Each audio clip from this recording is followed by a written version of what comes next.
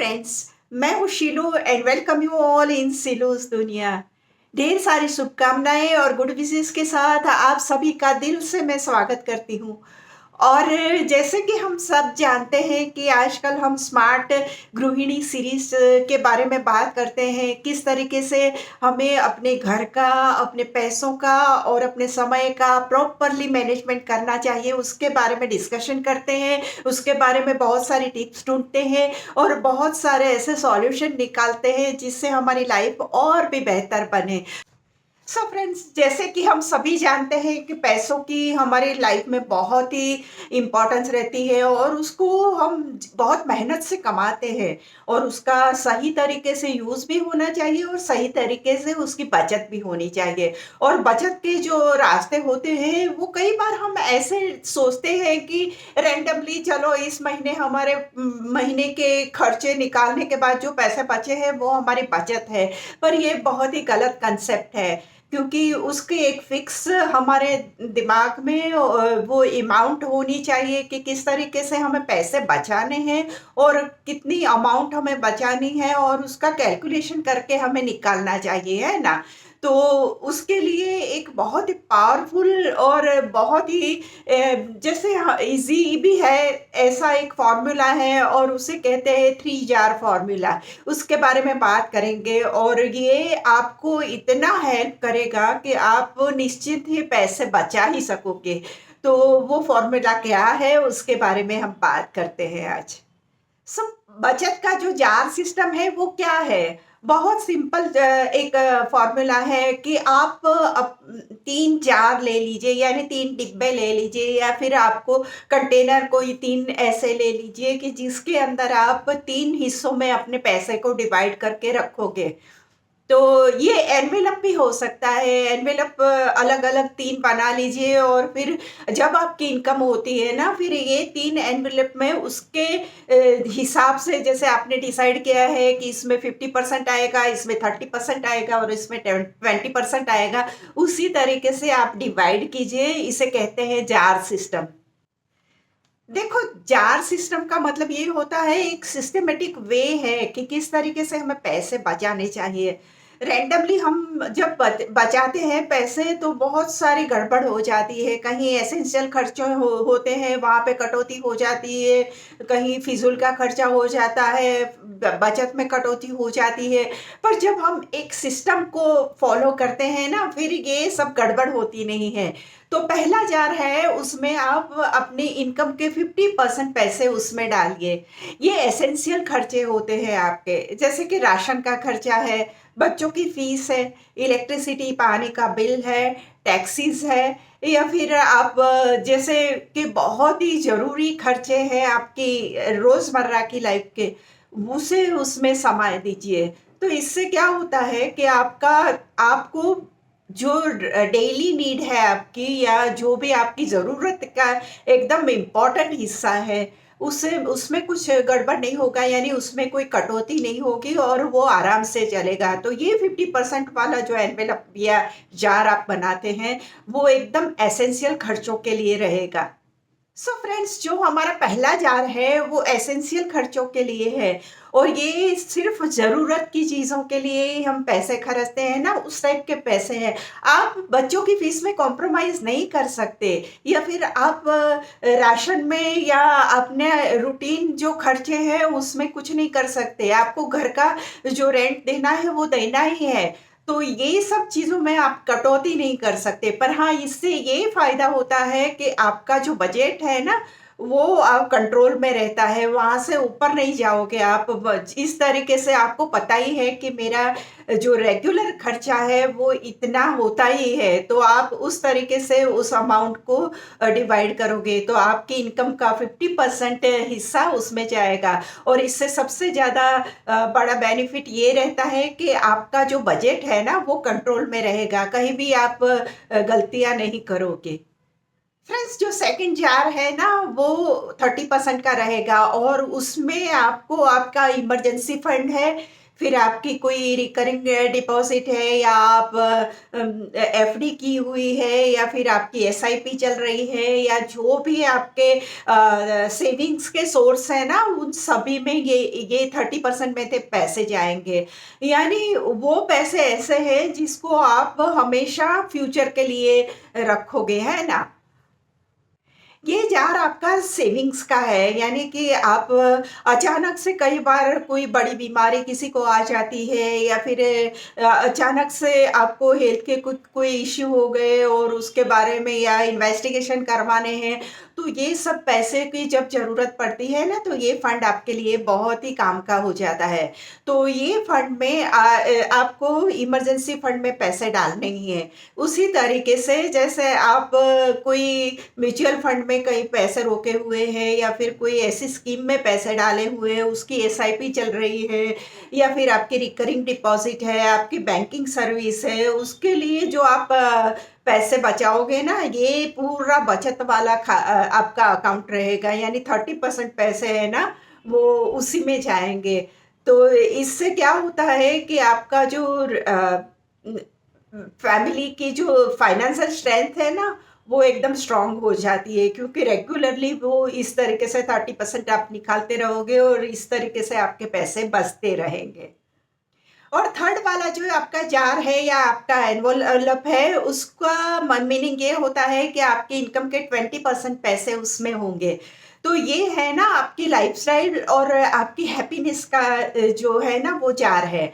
तो इसमें जो पैसे हैं, जैसे आपको कभी मन किया कि चलो आज बाहर का खाना खाते हैं या फिर बच्चों की बर्थडे है तो उसका सेलिब्रेशन है, किसी बड़े की बर्थडे है या कोई एनिवर्सरी है तो उसका सेलिब्रेशन, ये जो खर्चे होते हैं ना, ये सब खर्चे आप इस 20% में से करोगे। भई पैसे तो बचाने हैं पर उसका मतलब ये तो नहीं है कि हम जीना ही छोड़ दें। यानी हमें एंटरटेनमेंट की भी ज़रूरत होती है, हमारी रूटीन लाइफ़ से रिलैक्सेशन की ज़रूरत होती है। कई बार ऐसा भी होता है कि चलो यार आज खाना नहीं बनाना है, तो कई बार हम बाहर भी चले जाते हैं खाना खाने के लिए या फिर फेस्टिवल शॉपिंग होता है, तो वो भी एक्स्ट्रा हो जाता है। कई बार ऐसा होता है कि हमें मूवी देखना अच्छा लगता है, तो चलो मूवी देखने चले गए। बच्चों के लिए हमें बहुत सारे छोटी-छोटी पार्टीज़ वग़ैरह अरेंज करनी होती है। ये सब खर्चे तो होते ही रहते हैं और काफ़ी अनएक्सपेक्टेड होते हैं। पर ये जो खर्चों का जो आपका जार है, वो गिल्ट फ्री जार रहना चाहिए। यानी वो 20% जो आपका पैसा है, वो पैसा आप इस छोटी-छोटी हैप्पीनेस और छोटी-छोटी आपकी खुशियों के लिए निकालोगे और उसका कोई हमें ये रिग्रेट नहीं करना है, अरे मैंने पैसे खर्च कर दिए, क्योंकि ये भी लाइफ का एक बहुत इम्पोर्टेंट हिस्सा है। हमें भी रिलैक्सेशन चाहिए, हमें भी लाइफ जीनी है, हमें भी खुशियाँ चाहिए, है ना?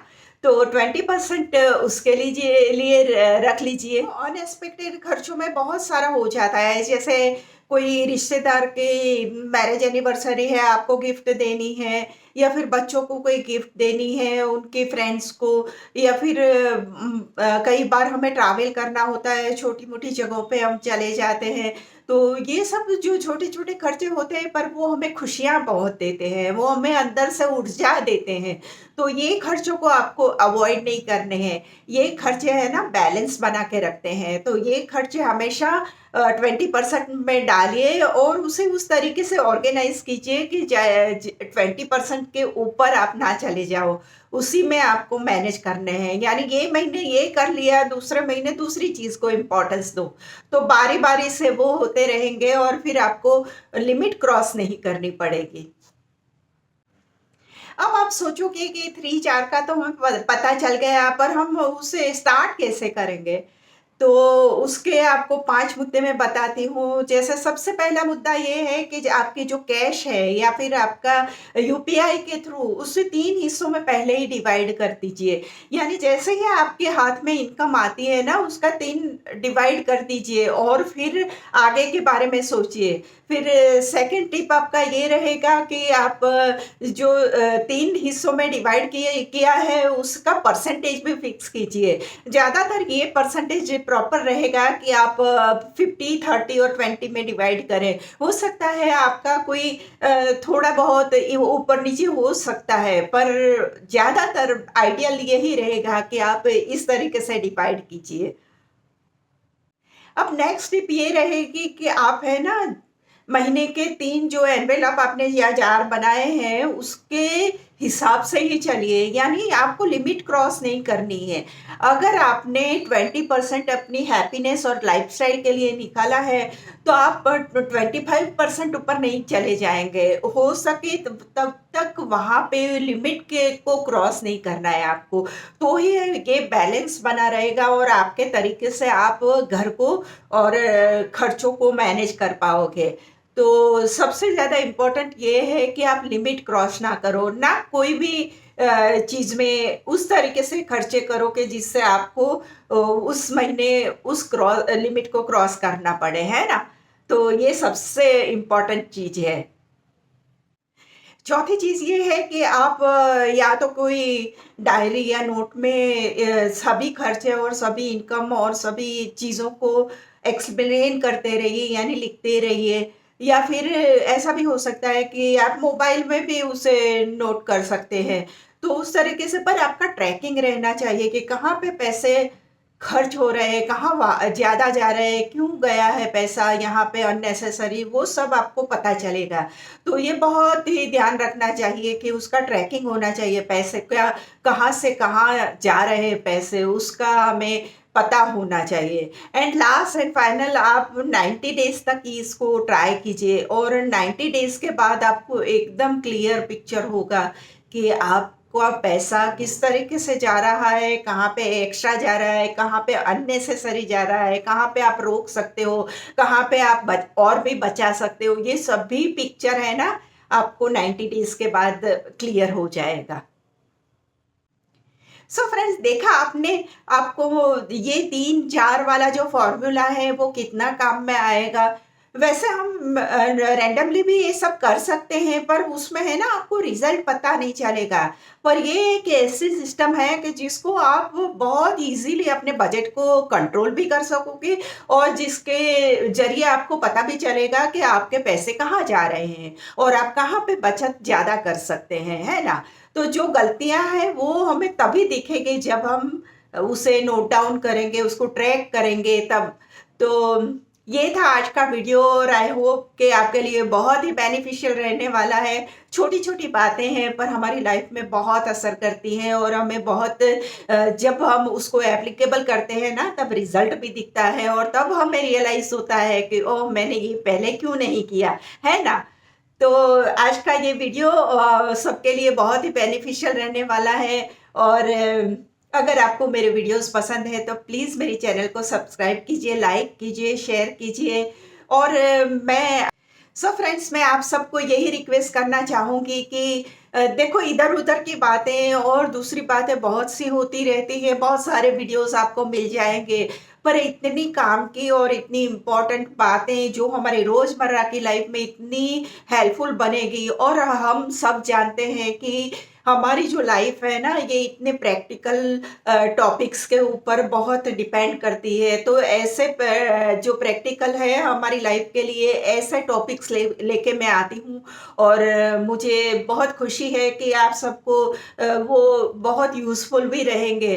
तो ज़्यादा ऐसे ऐसी टॉपिक्स को आपको इम्पोर्टेंस देना चाहिए जो आपकी लाइफ को बेहतर बनाए, है ना? तो कहीं न कहीं आपको हेल्पफुल बनेंगे ये सभी वीडियोज़, ऐसा मैं मानती हूँ और आप सभी को रिक्वेस्ट है कि आप ज़्यादा से ज़्यादा मेरी चैनल को सब्सक्राइब कीजिए, तो और भी मुझे मोटिवेशन मिलता है कि मैं कुछ आगे और अच्छे सब्जेक्ट लेके आऊँ जो लाइफ के लिए बहुत बेहतर हो। सो फ्रेंड्स, ये था आज का वीडियो और नए वीडियो में और भी अच्छे टॉपिक लेके आऊँगी और हमारी लाइफ को और भी बेहतर बनाने की कोशिश करेंगे। तब तक के लिए बाय बाय।